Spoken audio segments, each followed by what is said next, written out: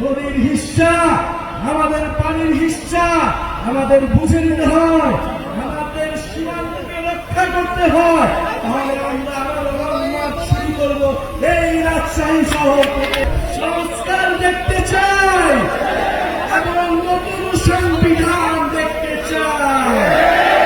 এবার আমাদের লক্ষ্য হচ্ছে বাংলাদেশের পুনর্গঠন।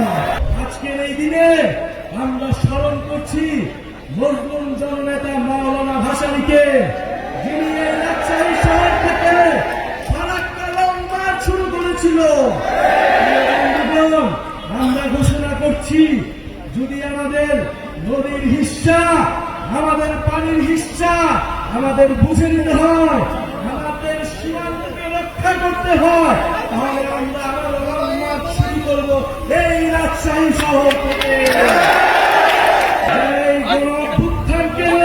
যারা এই সংস্কারের যাত্রাকে ব্যাহত করার চেষ্টা করছে, বাংলাদেশের জনগণ তাদেরকে কোনদিন ক্ষমা করবে না। প্রিয় বন্ধুগণ, ৫ই আগস্ট ২০২৪-এ আমাদের লক্ষ্য ছিল ফ্যাসিবাদের পতন। এবার আমাদের লক্ষ্য হচ্ছে বাংলাদেশের পুনর্গঠন।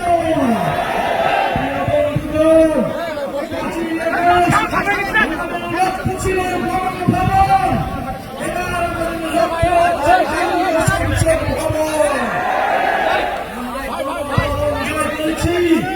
এবার জাতীয় সংসদকে আমরা জয় করব। নির্বাচনের আগে অবশ্যই সংস্কারের সুরাহা হতে হবে, বিচারের সুরাহা হতে হবে। গণহত্যাকারী খুনি হাসিনার বিচার আমরা দেখতে চাই, সংস্কার দেখতে চাই এবং নতুন সংবিধান দেখতে চাই। স্বৈরতন্ত্র এবং পরিবারতন্ত্রের অবসান ঘটাতে হবে এই বাংলাদেশ থেকে। মেধা এবং যোগ্যতার ভিত্তিতে আমরা নতুন রাজনীতি এবং নতুন বন্দোবস্ত গড়ে তুলব। আপনারা প্রস্তুত হন, ৩রা আগস্ট শহীদ মিনারে দেখা হবে। জুলাই সনদ, জুলাই ঘোষণাপত্র আদায় করে ছাড়বো ইনশাআল্লাহ।